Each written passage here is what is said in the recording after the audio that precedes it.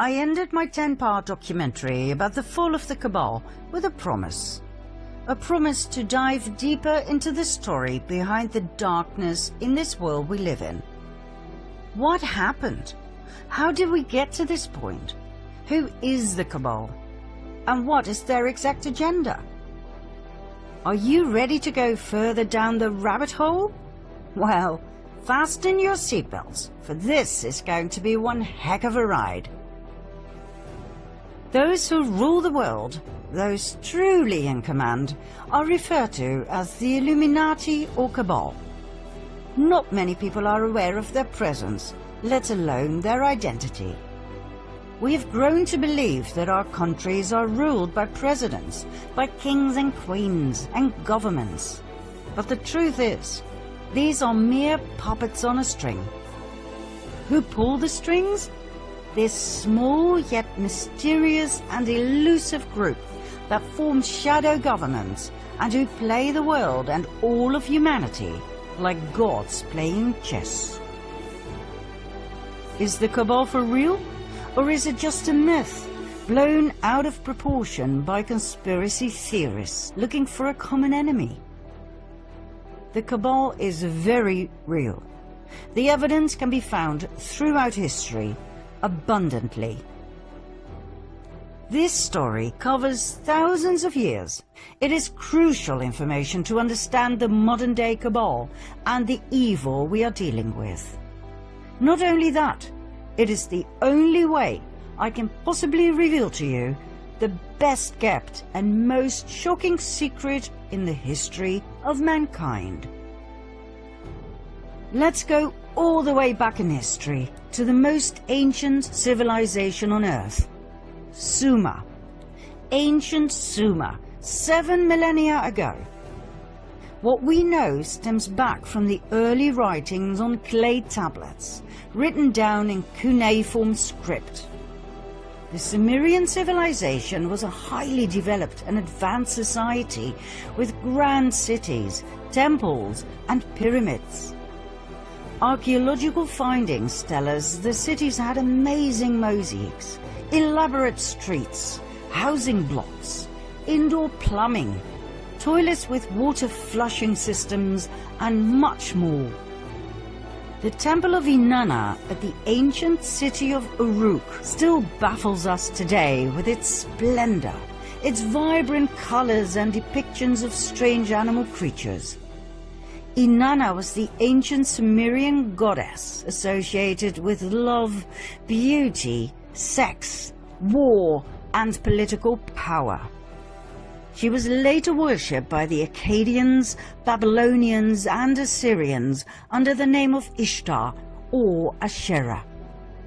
Many researchers now believe she was Isis of the Egyptians, Diana of the Greeks, and Venus of the Romans.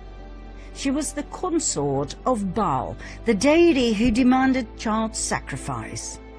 We shall later see whether this is true or not. The ancient culture of Sumer and its polytheistic religion expanded towards the northwest into Babylonia, then even further west. It went to what we now know as Canaan and Phoenicia. More about this group later. There was a second group. They went further north, all the way to the region we now call Ukraine and southern Russia, between the Black Sea and the Caspian Sea. There they took on the name Khazars and called their new homeland the Kingdom of Khazaria, after their ancestors. Joseph Chagan, king of the Khazars, explained in a letter to the foreign secretary of the Caliph of Cordoba, Hasdai ibn Chaprut, that his people were direct descendants from Japheth, son of Noah. Khazaria was right at the center of the northwestern Silk Road. Merchants who traveled through Khazaria had to pay toll, a lucrative way to swell the coffers of the kingdom. The Khazars were different than the peoples from the surrounding countries. They were described as thieves and spies. They were said to be lawless people, who lived a life of sin, of sexual extremities, and of cruelty. They would murder travelers from other countries and adopt their identity. They were masters of deceit. And, last but not least, they were said to worship Baal, also referred to as Moloch, a representation of Lucifer that demanded child sacrifice. In return, Baal was said to reward them with riches, with fame and fortune. The neighboring countries despised them. They hated their sacrificial rituals in which they threw babies into the flames or cut them open to drink their blood and eat their flesh, claiming it gave them incredible power and energy and eternal youth. Urged by these surrounding peoples, the Russian ruler knew he had to do something. In the year 600, he warned their king, Bulan, that their Luciferian practices had to end. He told him they had to convert to either Judaism, Christianity, or Islam. The choice was his. Bulan chose Judaism. But he did not really convert. He merely took elements from Judaism and forged them into his own Luciferian belief. King Bulan and his people lived on and prospered. Nothing much had changed, except for the fact that for outsiders they now called themselves Judeans, which they were not. Mind you, the name Jew wasn't invented until the 18th century. 4 centuries went by. In 965 AD, the Russian ruler, Grand Prince of Kiev, Sviatoslav I, felt they had gone too far with their continued devil-worshipping and child sacrifice. He decided to wipe them out. But the Khazars had their spies everywhere, and the Russian cunning plan was brought to the ears of the Khazarian king, who, just in time, fled the country with his 25 wives and 60 concubines, all of the nobility, plus an enormous amount of gold and silver. The entire exodus of royalty and nobility went via Hungary to Poland, then from Germany southward to France and Spain. Everywhere they went, some were left behind. In order to reveal their true identity, they called themselves Ashkenazi Judeans, knowing very well that their new home countries would not exactly be eagerly awaiting Luciferian Khazars. Ashkenaz, by the way, was the name of a region they inhabited during their migration from Sumer to Babylonia to the Caucasus. Like all regions at that time, this one too was called after the descendants of Noah, Ashkenaz being a grandson of Japheth and great-grandson of Noah. Now don't worry, you don't have to remember any of this. We just need to tell you from a historical point of view. It does explain a lot though, as Japheth, son of Noah, had 2 grandsons, Ashkenaz and Togarma, who became arch-enemies according to rabbinic literature. Now the people we are dealing with here descended from Togarma, yet they adopted the name of their arch-enemy, Ashkenaz. Why? We will soon find out. Just remember this, it was all by design. The Ashkenazim settled in their new homelands and swore to rebuild their empire. In no time, they built up an empire of wealth and influence. After all, they were the royalty and nobility of the ancient bloodlines of Sumer and Babylonia. They had the startup capital, so to speak. They swore to take revenge on Russia, the country they had been expelled from. Their revenge also stretched out to the Jews, as in the original people from Judea. Why? Because back in the time of Princess Jezebel, during a situation in which 2 deities were challenged, they chose Yahweh over Baal. That was their death sentence, as the Khazarian Ashkenazim would never forget nor forgive. Within a few years after they had settled in Europe, they formed an absolute master plan. A plan so big, so intelligent, and so evil, it would change the fate of the world forever. One of the Khazarian families that had joined the exodus from Khazaria was the Rothschild family. That's right, the Rothschilds I talked about in part 2 of my previous series. They settled in Frankfurt, Germany, where they became wealthy and powerful through trade and banking. They called southern Germany Ashkenaz, as a tribute to their ancestry. They offered notes to travelers who left behind their gold and silver, safely stored in the vaults of the Rothschilds, banknotes against deposits.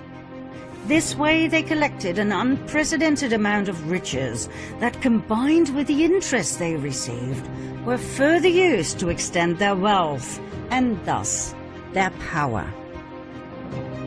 Meyer Amschel Rothschild had 5 sons who became powerful bankers in 5 large cities: Frankfurt, London, Paris, Vienna, and Naples. In no time, they gained financial power over all of Europe. They became the personal bankers of kings and queens. They even became the treasurers of the Vatican.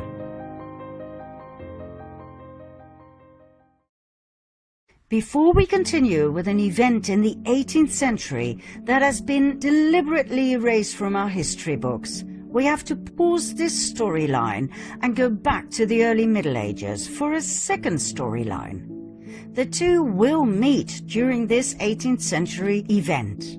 And when they do, things will fall into place, I promise.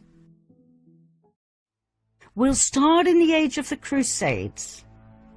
In 1048 AD, an organization was founded that we refer to as the Order of Malta. They were founded in Jerusalem. Their goal was dual. One arm of the order ran a hospital in the Holy Land to tend to Christian pilgrims. The other arm was military, tasked by Rome to protect Christians against the local Muslim population. Their symbol? The equal-armed Maltese cross. During the first 50 years of their existence, Jerusalem was Muslim territory.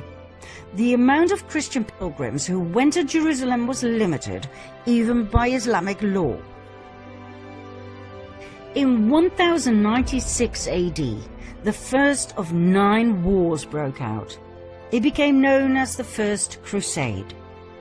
The Crusades were religious wars initiated and supported by the Roman Catholic Church. Their goal was to recover the Holy Land from Islamic rule. 3 years after the Crusaders had left for the Holy Land, this goal was achieved. Godfrey de Bouillon and his brother Baldwin, leaders of the First Crusade, became rulers of Jerusalem. The Crusades may have been romanticized in literature and movies, but the truth is, they were insane religious wars focused on nothing but death, destruction, and forced conversion. An estimate of nearly 2 million people died. In 1118, a French knight by the name of Hugh de Payan founded a military order together with 8 relatives and friends.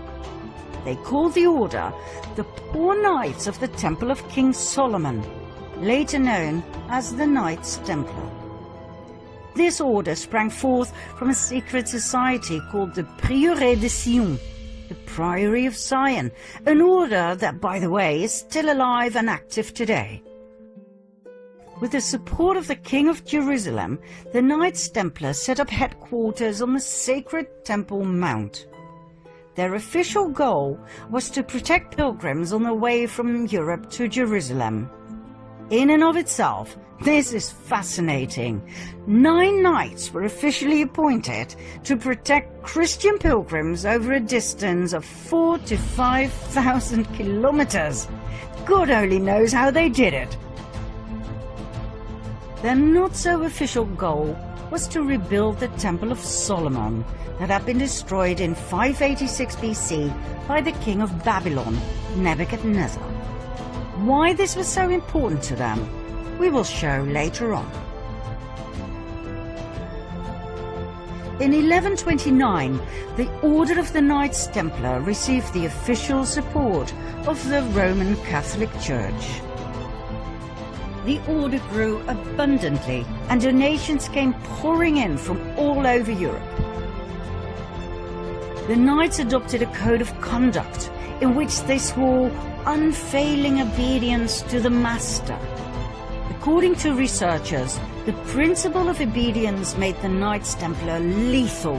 They acted swiftly and with certainty to do as they had been commanded. A force of Templars became an extension of the will of its commander, the Grand Master. At the height of their power, the Order of the Knights Templar comprised of almost 20,000 members. Only 10% were armed knights. The other 90% took care of infrastructure and logistics. Even though the knights had sworn to a life of poverty, the order was excessively rich, owning large plots of lands, farms, vineyards, mills, horses, arms, equipment, the island of Cyprus, and an impressive fleet of ships. All the way from Europe to Jerusalem, in every city, they had monasteries, castles, churches, universities. They were so powerful they did not need to obey local laws. They could pass freely across all borders. They didn't have to pay taxes, and they were exempt from all authority except that of the Pope. Furthermore, everything they took from the Muslim population that they subjugated and murdered on their way was given to the order. Did they have these privileges in writing? Oh yes, Pope Innocent II took care of everything by signing the papal bull Omne Datum Optimum in 1139. All the order had to do was swear obedience and allegiance to the Pope. There was one area, though, in which the Templars truly excelled: banking. They had a network of banks in many countries that enabled pilgrims to deposit assets in their home countries and withdraw funds in the Holy Land. By the 13th century, the Templars had become such competent and trusted bankers that European kings and nobles who embarked on crusades to the Holy Land often forwarded large cash sums to the Templars that could be withdrawn later so they could pay their armies. The Templars even gave out loans to rulers. They excelled in everything they did, for which they were overloaded with donations, gifts, fame and fortune. However, in the early 14th century, the Knights Templar met their final destiny: King Philip IV of France. This man was heavily indebted by the order. When he asked for even more loans, the order refused. King Philip decided it was time for the Knights Templar to meet their maker.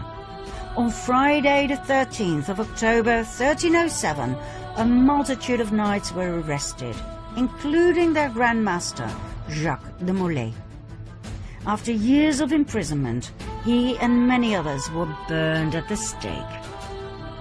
Medieval documents state that Molay called out a curse over the king and the Pope, Clement V, who had failed to protect them against the wrath of the king, and who had even dissolved the order through his papal bull, Vox in Excelso. Although the Pope dissolved the order, he did not formally condemn it, which would have been normal in those days. 1 month later, Pope Clement died. 8 months later, King Philip died. Ironically, the Pope's body was burned to ashes by a fire that was caused by lightning that struck the church where he was lying in state. The king died of a stroke he suffered during a hunt. But, contrary to what our history teachers have told us, the Order of the Knights Templar did not end here. New orders were founded with new names that were basically the continuation of the Knights Templar.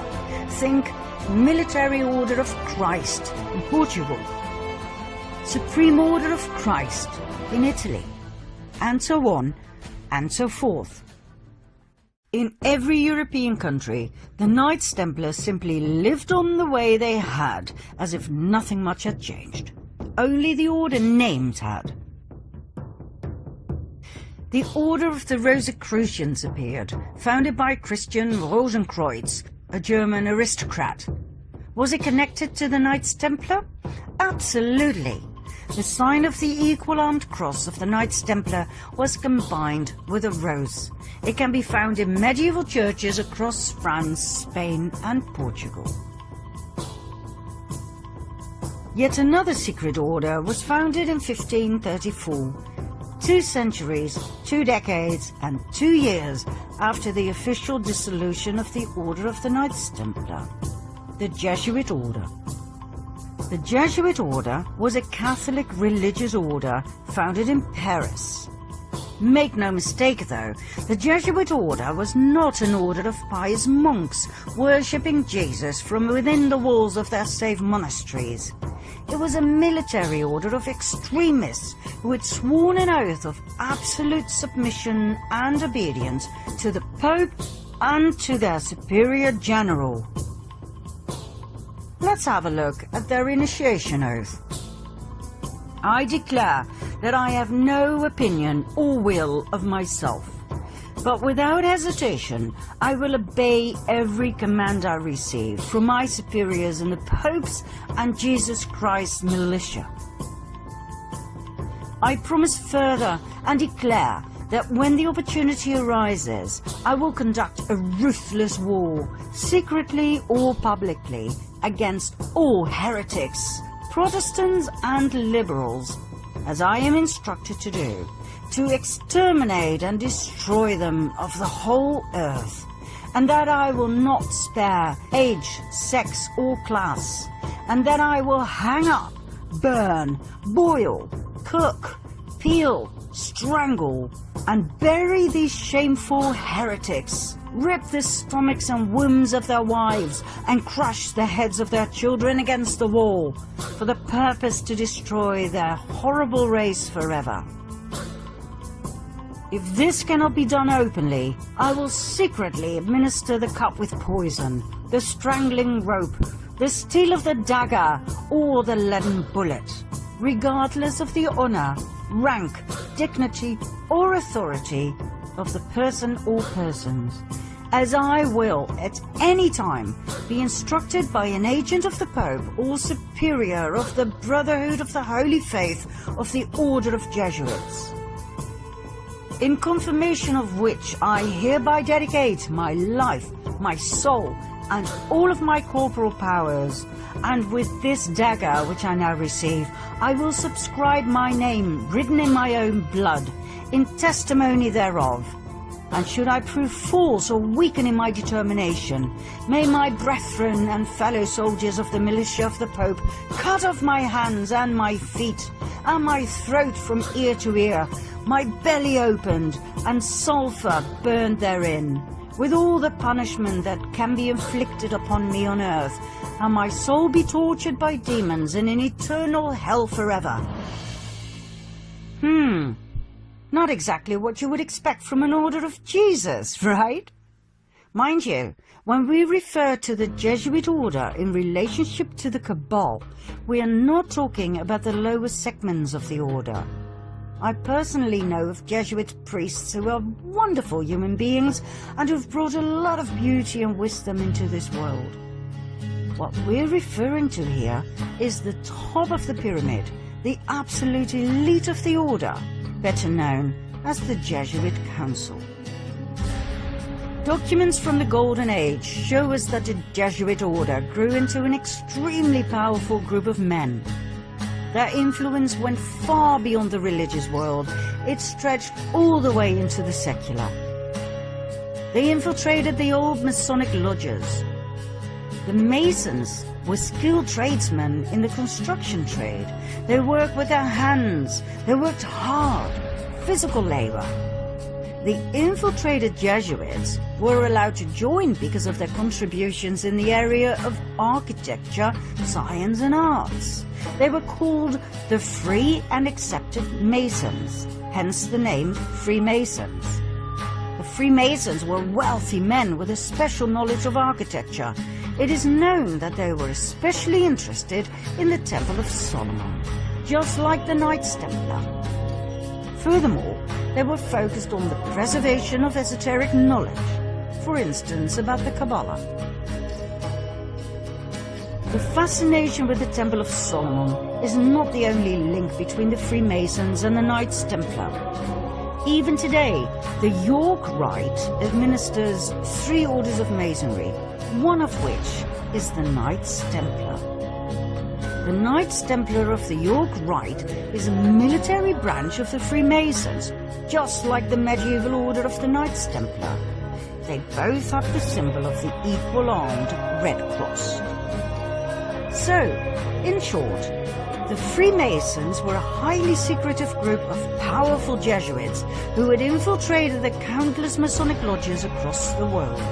They founded their own umbrella lodge in 1717, the Premier Grand Lodge of England, and that would turn out to be their salvation. What happened? The Jesuits had become way too powerful to the liking of 80 heads of states worldwide who obviously felt threatened by the powerful order. They banned the order and put pressure on the Pope, Clement XIV, to do the same. In 1773, the Pope succumbed to their demand. He promulgated the Dominus Ac Redemptor, the Bull of Extinction, that put an end to the Jesuit order. It seems indeed history repeated itself. But guess what? It didn't end there. Just like the Knights Templar before them, they continued using another name. In this case, the Freemasons. 1 year after his betrayal of the Jesuits, Pope Clement was murdered by poisoning. Just like the Luciferian Khazars, the Jesuits too, and their predecessors like the Knights Templar, had a taste for revenge. Now we promised that our 2 storylines would come together at an historical event that would massively impact the world. We have finally reached that point. Do you want to know what happened? Follow me to part 2.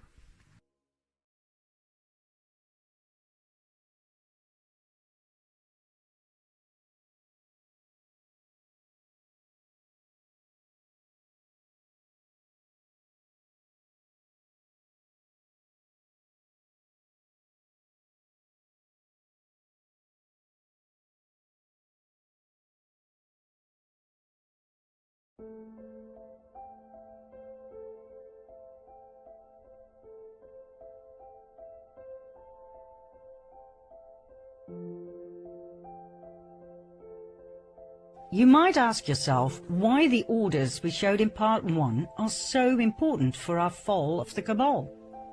Well, you know the expression, know thy enemy? In order to understand the magnificence of their elite plan and the magnitude of their evil intent, we must first identify whom we are dealing with here.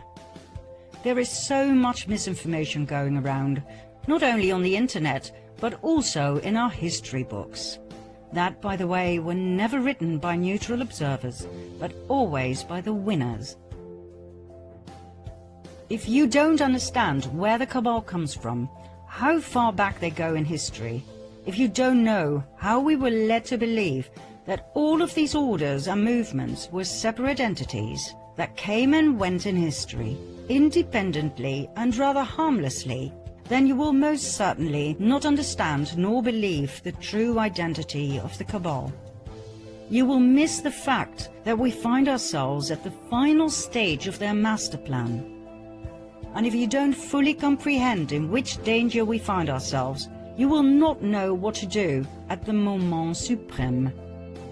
That is why we make this documentary, so you can wake up, see through all the lies, and take action to claim your sovereignty back. That's when you'll understand what we said in the previous series. History books will have to be rewritten. Okay, let's see where and when our two storylines meet, shall we? It was in 1748 in southern Germany, Bavaria, in a small town called Ingolstadt. A boy was born. His name was Johann Adam Weishaupt. At the age of 5, his father died. The Jesuits took him under their wings and groomed Adam, who turned out to be a highly intelligent and strong-minded individual, to become a professor in canon law at the Jesuit University of Ingolstadt. He rewrote ancient historical documents in which the ideology of Lucifer would eventually lead to the complete control of the world. In 1773, a secret meeting took place between Mayer Amschel Rothschild and a select group of 12 elite Khazarian bankers and businessmen. Remember Rothschild, key player in our first storyline? The excessively wealthy and powerful Ashkenazi Khazarian banker from Frankfurt? Well, Rothschild proposed to join forces and riches with the purpose of world dominance. He had set his eye on Adam Weishaupt, who would be perfect to implement their plans in practice and run their organization. And so, on May the 1st, 1776, Adam Weishaupt founded the Bund der Perfektibilisten, the Order of the Perfectionists, later to be called the Order of the Illuminati. It was the fusion of the financial empire of the Rothschilds and the wealth and power of the military order of the Jesuits. Their goal? The creation of a world government and world dominance. Although Weishaupt's name is commonly known among those who study this material, not many people are aware of the fact that he based his Order of the Illuminati on ancient documents, one of which was a letter that was given to him by Rothschild. This letter, referred to as the Constantinople letter, was old and of extreme value to the Ashkenazim. It was 287 years old, written in 1489 by the Nazi, the chairman of the Jewish High Council in Constantinople, as a response to an outcry for help by the head of the Ashkenazi Jews in France. Remember the Khazarians who had fled Russia and who had changed their name to Ashkenazi Jews? They now felt threatened by the other ethnic groups in France. The king had even told them they had to convert to Christianity. The reply of the Nazi in the Constantinople letter was as follows.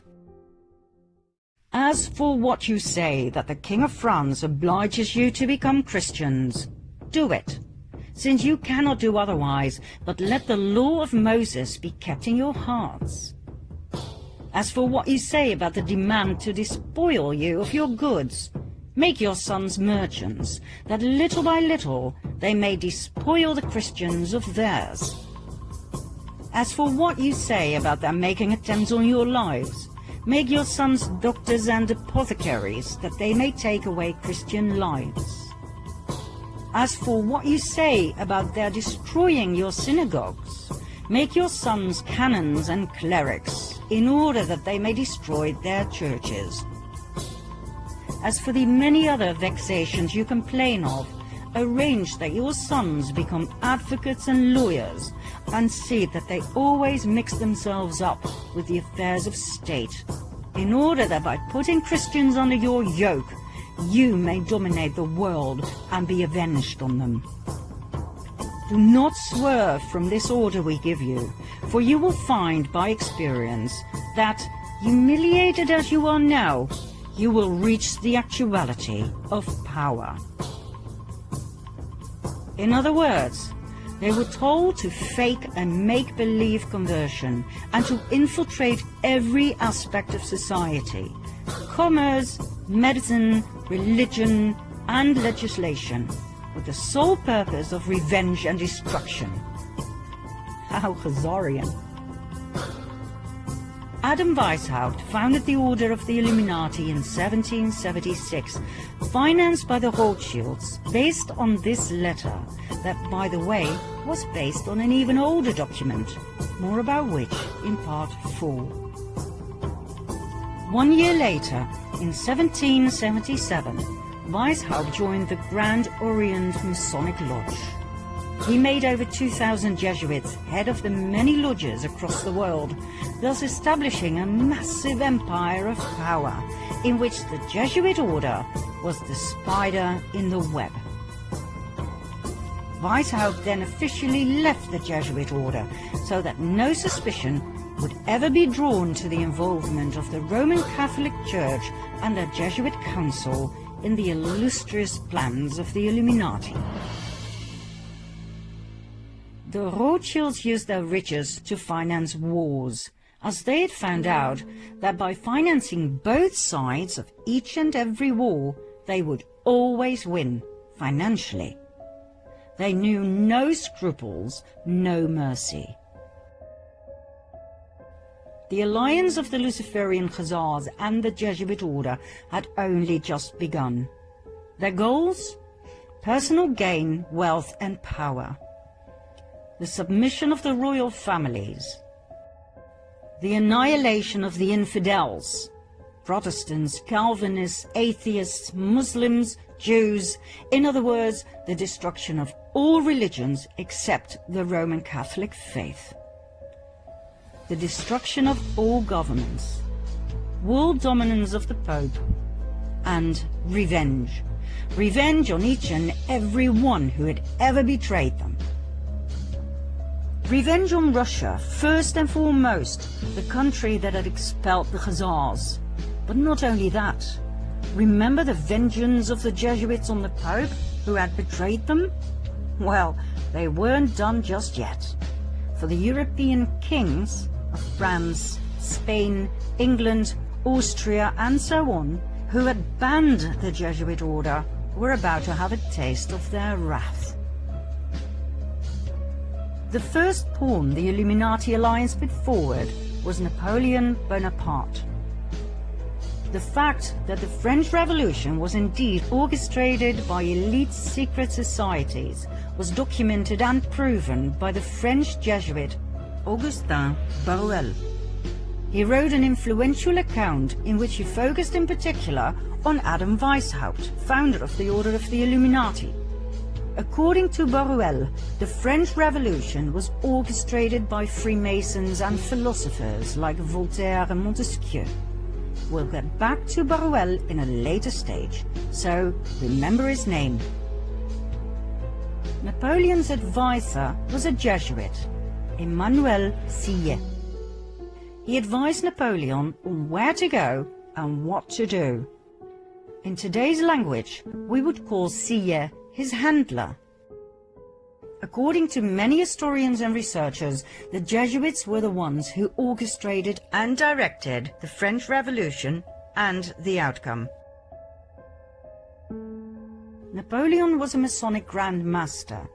He was chosen and initiated by the order to play a key role in their planned revolution. Napoleon's brother, Louis Bonaparte, was made Grand Master of the Grand Orient of France. His wife Josephine was a member of the Mason Rite of Adoption. Under Napoleon's rule, the number of lodges in France grew from 300 to 1,220. Napoleon was a puppet of the cabal. We were led to believe he was the front man, but he was not. The hidden hand that some historians believe was to cover an ulcer, seriously, was actually a common Masonic gesture called the Sign of the Master of the Second Veil. Many world leaders have shown this sign throughout the ages. The French Revolution started in 1789 and lasted for 10 long and bloody years of absolute terror. It was the master plan of the Jesuit Council to take revenge on France, to destabilize the country through war and to destroy the French crown. Their tool? The Jacobins, an extremist political movement founded by none other than Napoleon's advisor, the Jesuit Sieyes. The Jacobins caused mayhem across France, rioting, plundering, murdering everyone who stood in their way. They left behind a trail of death and destruction wherever they went. The Jesuit plan worked. The guillotines worked overtime.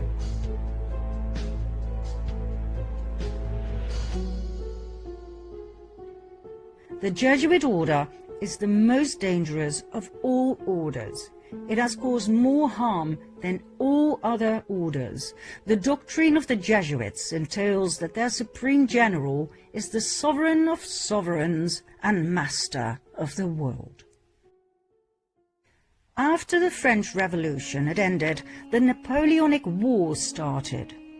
They caused even more instability and destruction, not only to France, but to the many countries Napoleon invaded: Austria, Russia, England, Prussia, Portugal, and Spain, where the royal family was kicked out and Napoleon's older brother was put on the throne.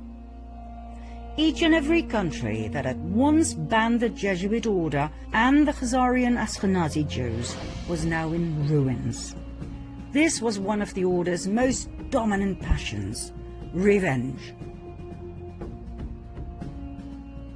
During the Napoleonic Wars, the Illuminati alliance deployed their most successful strategy. They financed both the French and the English army. It simply didn't matter who won. War was an absolute revenue model.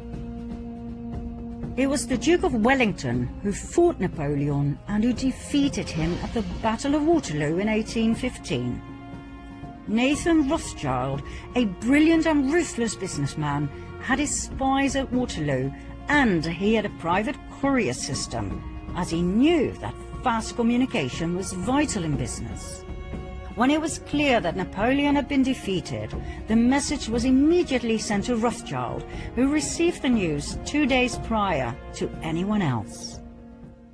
He then made a brilliant move at the London Stock Exchange. Instead of buying English bonds, the gilts, he sold those he had.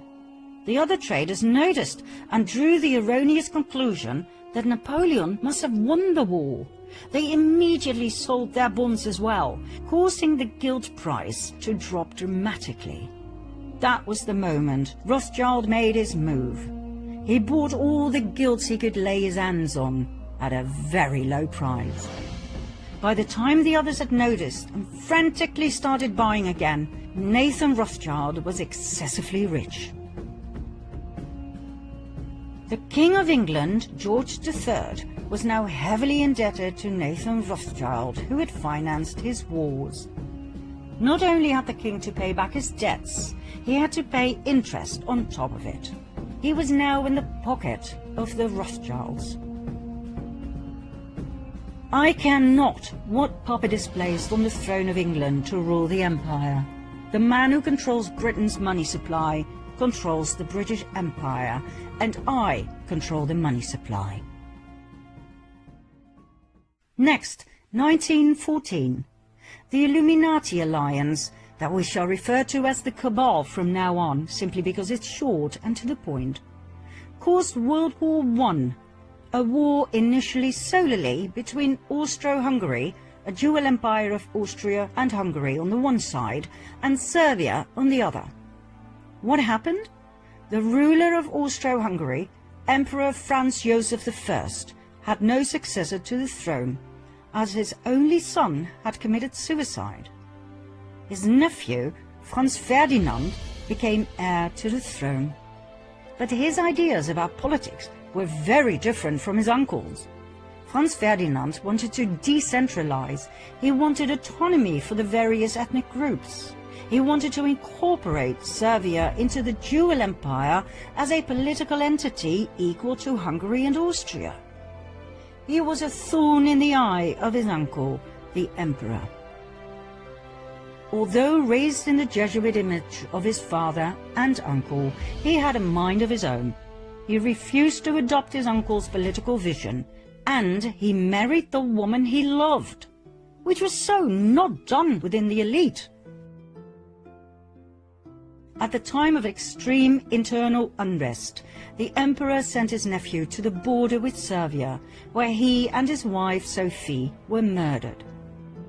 According to the official narrative, it was the Serbian Gavrilo Princip who pulled the trigger, and so Austro-Hungary declared war on Serbia. Germany joined forces with Austro-Hungary. England, France, Russia, and later Italy, Romania, Bulgaria, and former Turkey, the Ottoman Empire, came to the aid of Serbia. We all know the results. 4 horror years in trenches, 9 million killed.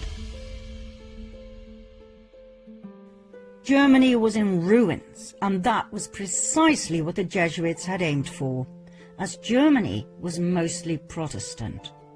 You may remember what it said in the Jesuit oath about Protestants.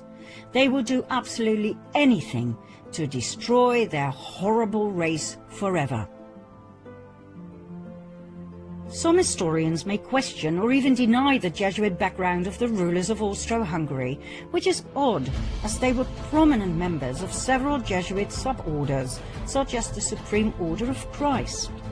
Emperor Franz Joseph was so high up in the Jesuit council that he was authorized to grant titles such as Prince and Grand Master. In 1880, for instance, he granted this title of Prince of the Holy Roman Empire to the Grand Masters of the Order of Malta. He even founded his own order, the Imperial Austrian Order of Franz Joseph. I promise to go deeper into these orders, plus the evidence of their Jesuit connection, in a later episode. For now, we'll leave it here, as we don't want to get lost in history.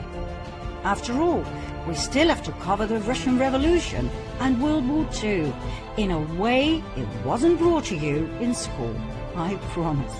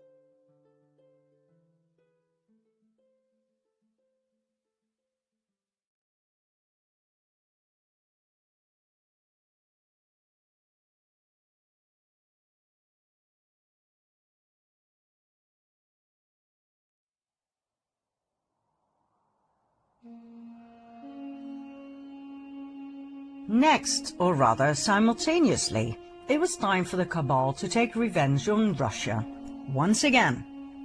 Financed by their partner in crime, the Rothschilds, they started the Russian Revolution.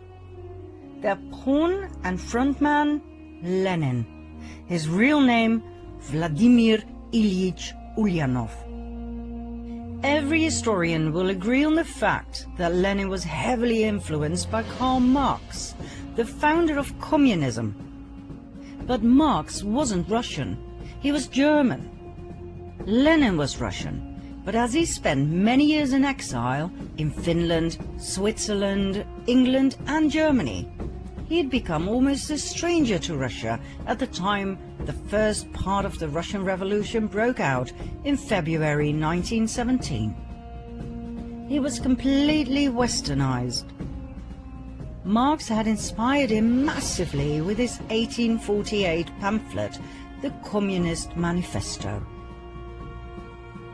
Lenin wasn't just inspired by Marxist communism, but also by his Jesuit background. Marx was trained in Germany at a Jesuit school, and after that he was tutored by Jesuits in the British Museum on the tenets of communism, as confirmed by ex-Jesuit priest Alberto Rivera. Another source of Marx being a Jesuit coadjutor, an assistant bishop, is Otto von Bismarck, who wrote in the North German Gazette that Marx was under control of the Jesuit priest Peter Becks, then Superior General of the Society of Jesus.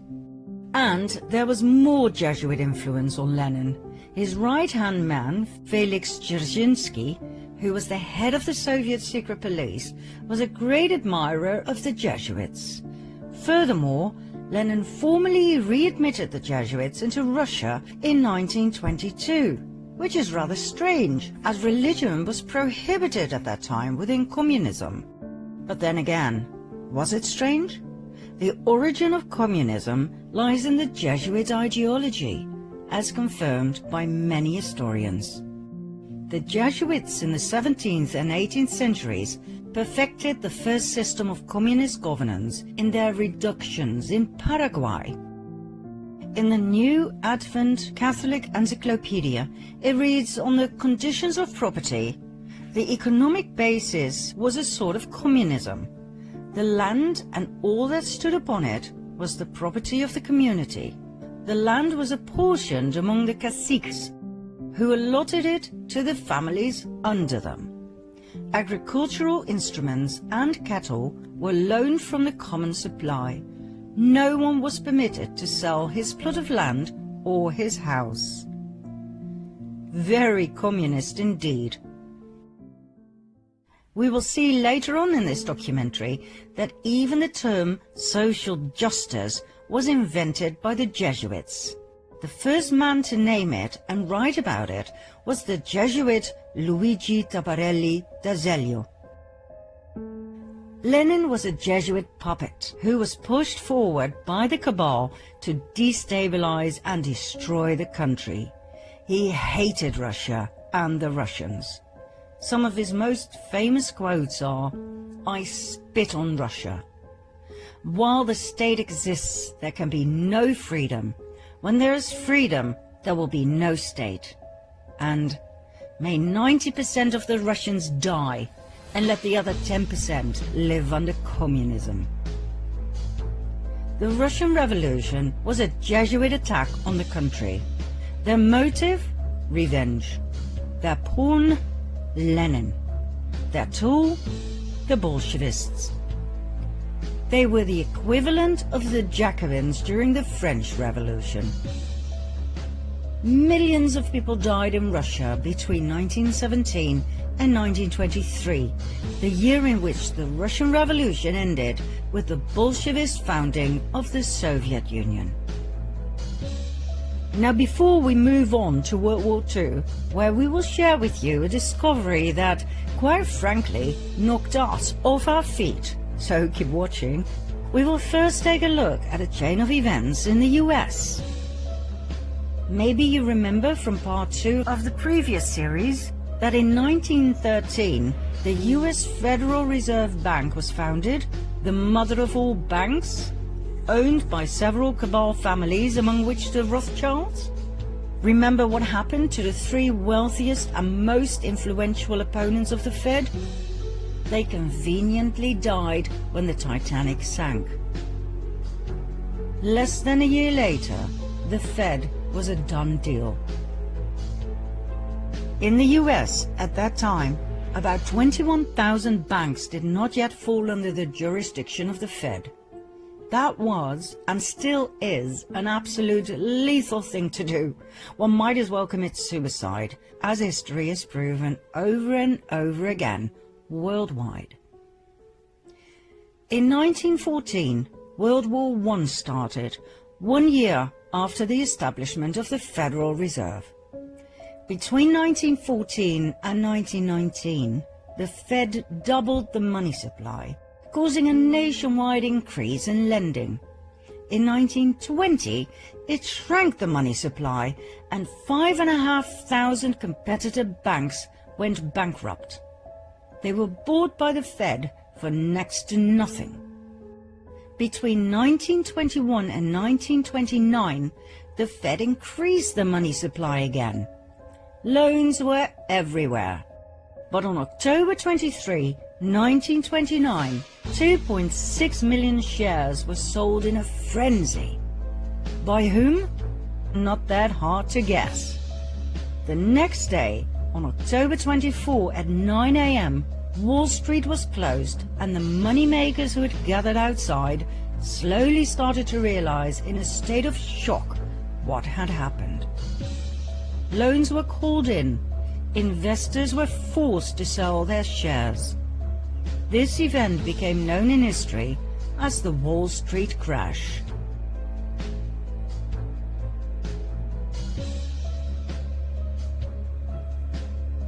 The Wall Street crash brought the rest of the world on its knees too. 16,000 competitive non-Fed banks went bankrupt. They too were bought for next to nothing. It was called the greatest robbery in history. But it wasn't enough. The Fed reduced the money supply even further by 30%, causing starvation throughout the US.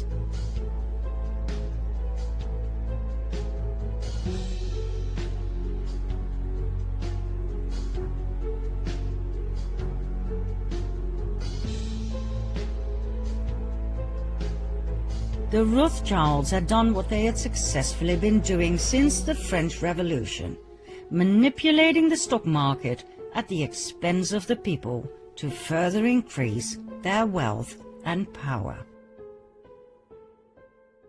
Congressman McFadden was so horrified he began impeachment proceedings against the bankers who owned the Federal Reserve.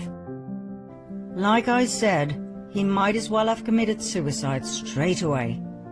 He was poisoned at a banquet, and the impeachment was abandoned. One simply does not get in the way of the Khazarian cabal.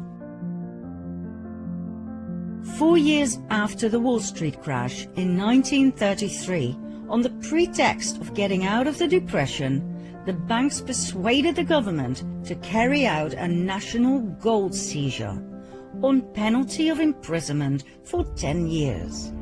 That's right. Under pressure of the Fed, President Roosevelt signed Executive Order 6102 to make the impoverished American people give up their gold. They had nothing left. With the gold standard gone, the cabal had no more limitations on how they could manipulate the money supply. This meant absolute dominance. On top of everything else, income tax was created in 1913 to cover the huge amounts of money the government was paying the Federal Reserve. Like we said in part 2 of the previous series, income tax is illegal. We were just never told. One of the dire consequences of the Wall Street crash was that the Fed called in all international loans. The country that was the worst affected was Germany. After World War I, the country had to pay reparations to the victims, for which it desperately needed the loans, as well as for rebuilding the country and the economy. When the Fed called in their loans, the German economy collapsed.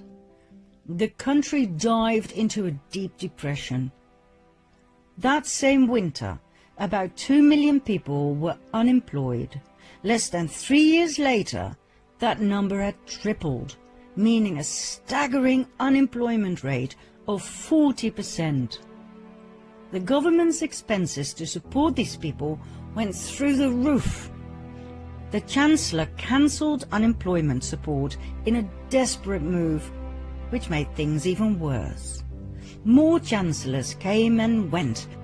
Nobody knew what to do with this mess. People were losing faith in democracy, music to the ears of the cabal, and sought help from extreme left, the communists, or extreme right, the Nazis.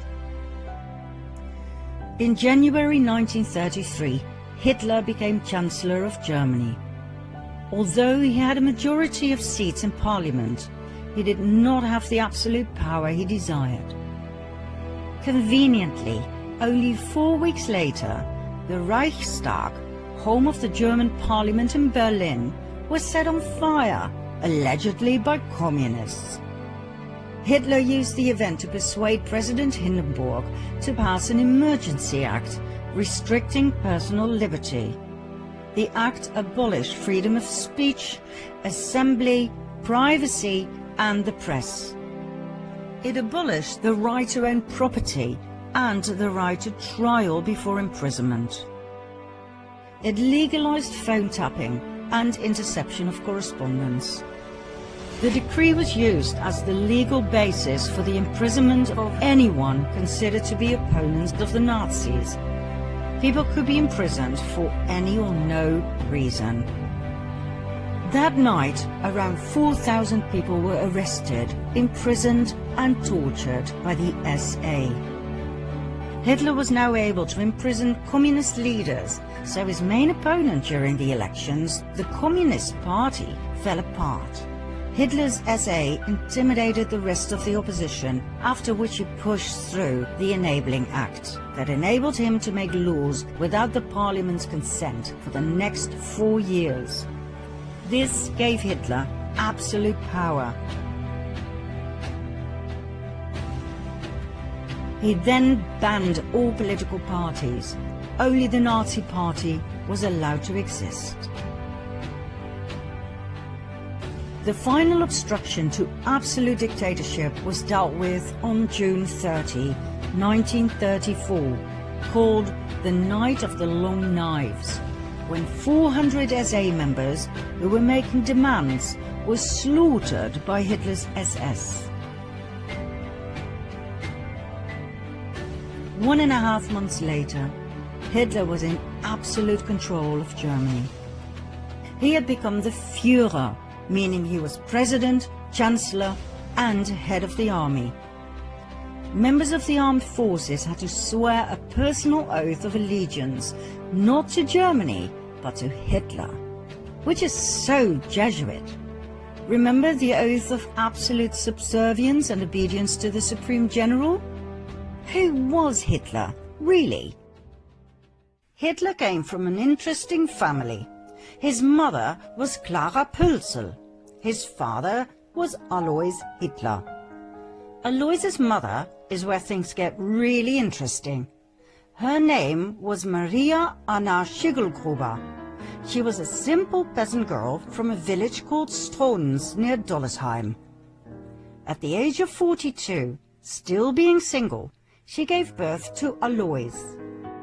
At the time she conceived, September 1846, Maria lived in Vienna, where she worked as a servant for none other than Anselm Salomon von Rothschild. As soon as the family discovered her pregnancy, she was sent back home, where Alois was born. Maria refused to tell who the father was. It must have been someone with power, for she kept it a secret for the rest of her life, and the father did not feel the need to marry her. When Alois was 5 years of age, Maria married Johann Georg Hitler.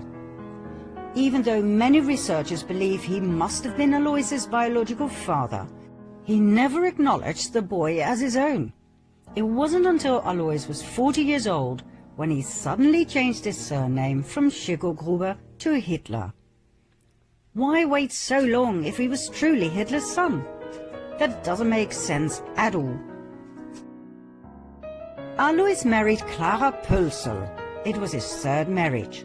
They had 6 children, 4 of which died at a very young age. The only two surviving children were Adolf and his sister Paula. Nobody knows for sure who the biological father of Alois Hitler was. Several names have come forward: Leopold Frankenberger, Johann Nepomuk Hitler, Johann Georg Hitler's brother.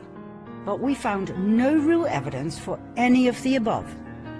They all seem to have been used as a decoy to take our attention away from Anselm Salomon von Rothschild. So, why do we believe it was Rothschild who impregnated Maria? Because of several indicators. First of all, 9 months before Alois's birth takes us to September 1836. According to the Rothschild archives in London, Maria worked as a maid for Anselm Salomon von Rothschild. Now there are two possible suspects of the rape of Maria. One, Anselm, who was 33 years old at the time. Two, his father, Salomon Meyer von Rothschild, who was 72 at that time. Now the Rothschild archives contain handwritten correspondence between the son, Anselm, and the London Rothschild Bank, which proves he was in Vienna at the time of the conceived pregnancy. His father, on the other hand, was in Paris. That narrows it down, don't you think? Secondly, in 1876, when Alois was 40 years old, he suddenly inherited a large sum of money. From whom? There wasn't any money in the family. Anselm Salomon von Rothschild died a year and a half prior, the time needed to pass an estate through the probate court. It was the same time Alois suddenly changed his name to Hitler, remember? Was that just a coincidence, or was it a demand by the Rothschilds in order to receive the inheritance, so that he would not be traced back to the Rothschild bloodline? Now please bear in mind that officially the Rothschilds were Jewish. They were the Babylonian Khazars who converted to the Jewish faith under pressure of the Russian king. Call them fake Jews if you like, but to the outside world, Adolf Hitler's father was half Jewish. If this ever came to light, it would be one hell of a scandal. And so, all traces of the Führer Adolf Hitler leading to the Rothschilds had to be erased. In 1921, the Munich Post intercepted a pamphlet that circulated among the early members of Hitler's Nazi party, the NSDAP. The pamphlet's title was Adolf Hitler, Traitor. It dealt with the alleged Jewish blood in Hitler's veins. It accused Hitler of fronting for Jewish finances and for acting like a Jew himself. The Munich Post decided to publish the pamphlet. On the very day that Hitler became Chancellor, the Munich Post was ransacked and its editors and writers were sent off to concentration camps, where they were never heard from again. The Austrian Chancellor Dollfuss investigated Hitler's family origins on 2 occasions.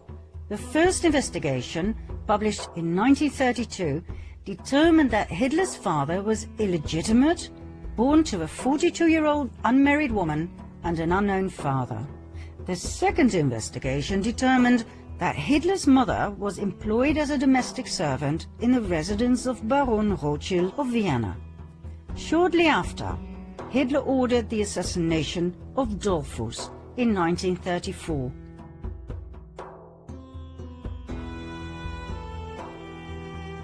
Adolf Hitler once told his nephew, William Patrick Hitler, "These people must not know who I am.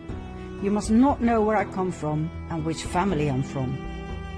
In an effort to erase any evidence that would lead Hitler back to the Rothschilds, not only were people murdered, but the entire village of Dollersheim, where Hitler's grandmother had come from, was completely destroyed on Hitler's orders. Adolf Hitler, the Führer, did not come out of nowhere.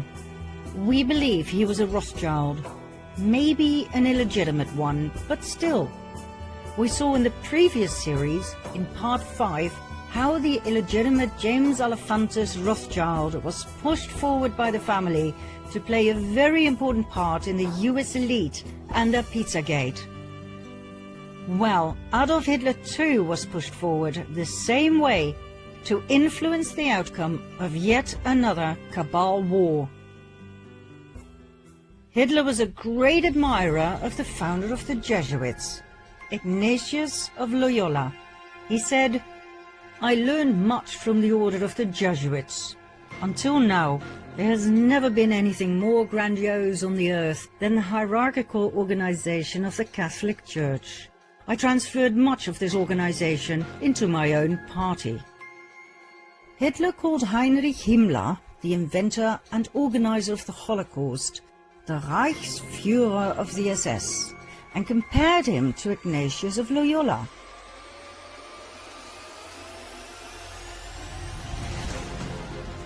The SS organization has been constituted by Himmler according to the principles of the Jesuit order.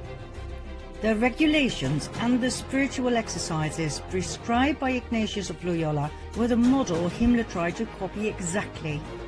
Himmler's title as Supreme Chief of the SS was to be the equivalent to the Jesuit general, and the whole structure and direction was a close imitation of the Catholic Church's hierarchical order.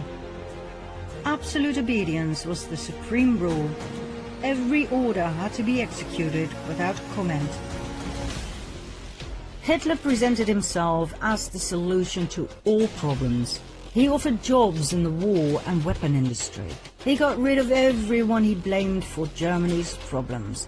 The Jews, the Gypsies, the Communists, the disabled, the homosexuals, and he confiscated all of their money. Hitler was supported by a highly efficient propaganda machine led by SSer Joseph Goebbels, who brainwashed the German people into believing that Hitler was some sort of a messiah and that the Jews were the cause of all evil. Well, we all know what happened. 85 million people died in World War II.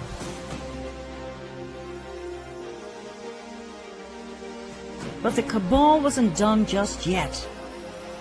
As you might know, in the aftermath of World War II, hundreds of thousands of Jews emigrated to the promised land of Israel. But did you know that this migration had already been planned by the cabal in 1917? 22 years before World War II even started, Palestine was given away, literally, by Arthur James Balfour, Foreign Secretary of the United Kingdom, on behalf of the British government. As if nothing more but a chess piece, a country with inhabitants was given away to, guess who? Lord Lionel Walter Rothschild. But wait a minute, 1917? The First World War hadn't even ended yet. So how on earth could they be talking about a home for the Jews? The Jewish genocide hadn't even started yet. We're talking about the Balfour Declaration, signed by Balfour himself on the 2nd of November 1917. Dear Lord Rothschild, I have much pleasure in conveying to you, on behalf of His Majesty's government, the following declaration of sympathy with Jewish Zionist aspirations, which has been submitted to and approved by the Cabinet. His Majesty's government view with favour the establishment in Palestine of a national home for the Jewish people, and will use their best endeavours to facilitate the achievement of this object, it being clearly understood that nothing shall be done which may prejudice the civil and religious rights of existing non-Jewish communities in Palestine, or the rights and political status enjoyed by Jews in any other country. I should be grateful if you would bring this declaration to the knowledge of the Zionist Federation. Arthur James Balfour. Neither the Jews nor the Palestinians knew about this. It was yet another brilliant move of nothing but chess pieces by the cabal. What was presented as a benign action in favor of the Jews was, once again, a divide and conquer strategy. It could only end in yet another war, this time between Jews and Palestinians.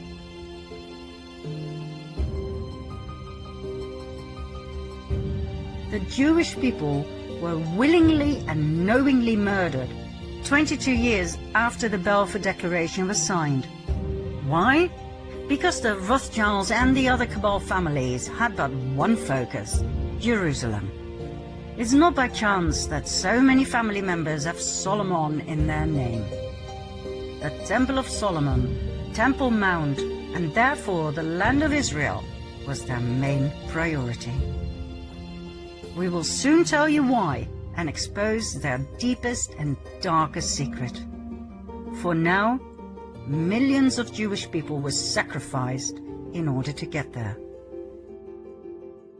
There were many more wars to follow, like the Vietnam War, the Cold War. All were instigated and financed on both sides by the cabal. That's how people across the world were kept in fear, paralyzed and poor, divided and subservient. Once you understand and see their strategy, you cannot unsee it.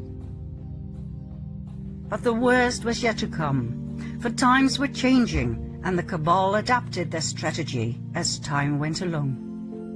Key words in their everlasting plan to conquer the world: hatred, revenge, disdain. These three words were perfectly combined in one document, the Protocols of the Learned Elders of Zion,